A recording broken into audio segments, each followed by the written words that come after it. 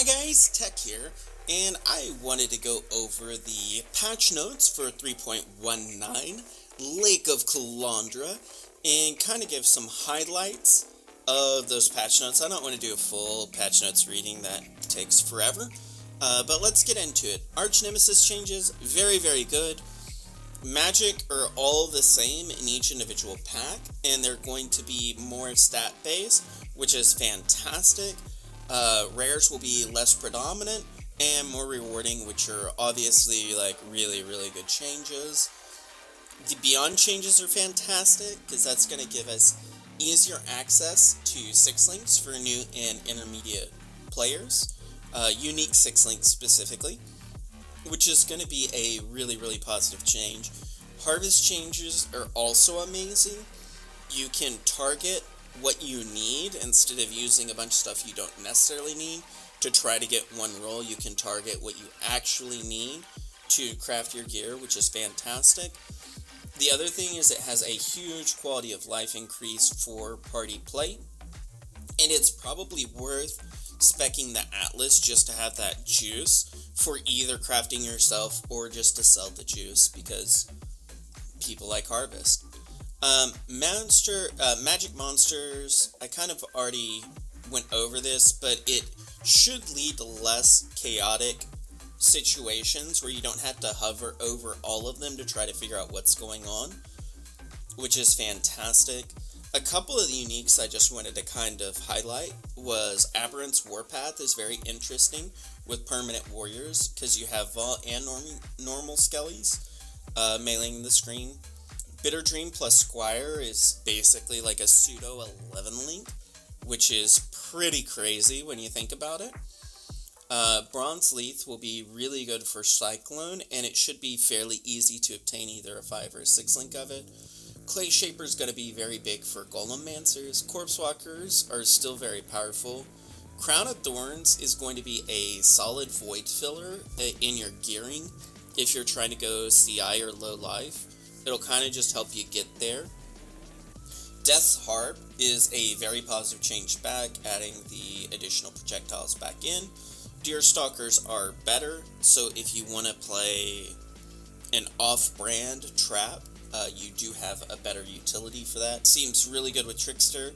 Lyricast change looks very good with extra damage.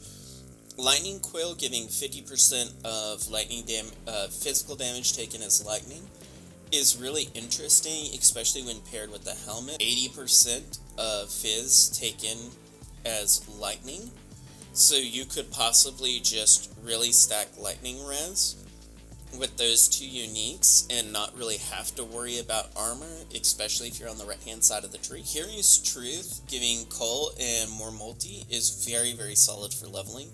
Moriorki is really good for slam skills. It's back to a very competitive DPS number, which is good.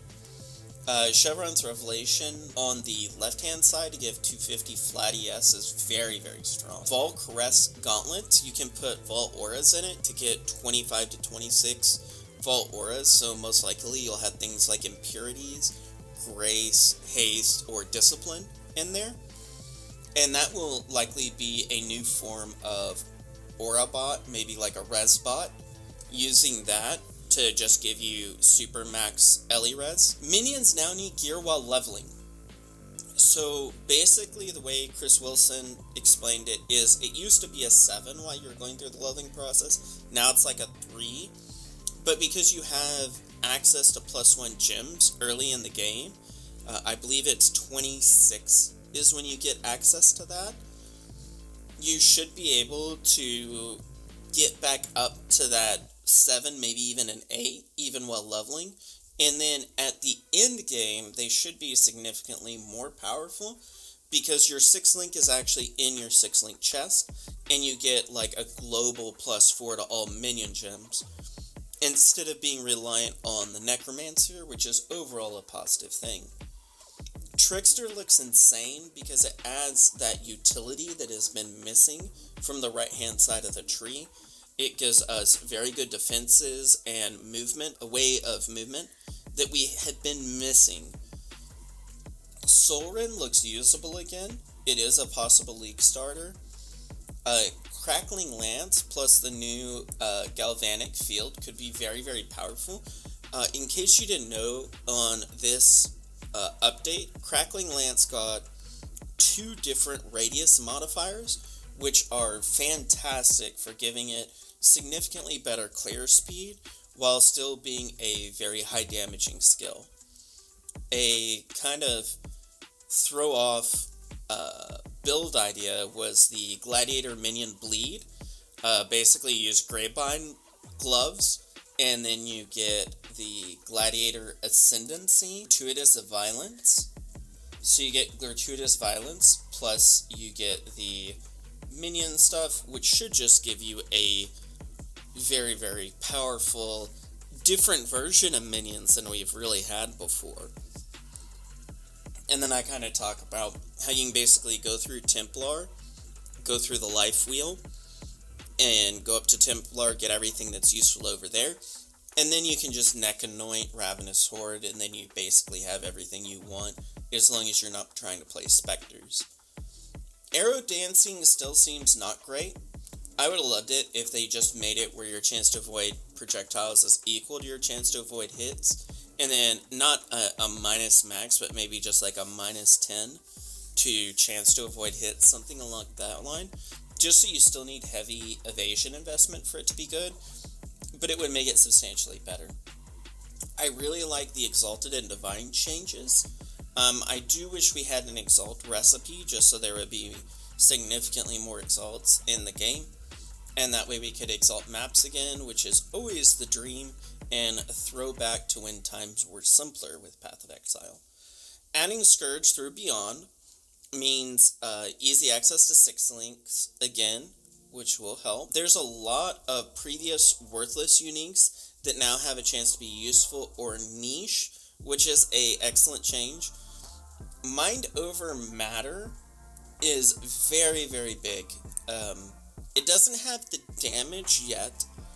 The damage could eventually get there, but having just access to Mind over Matter, and it being a reliable defensive layer is really, really good for the state of the game.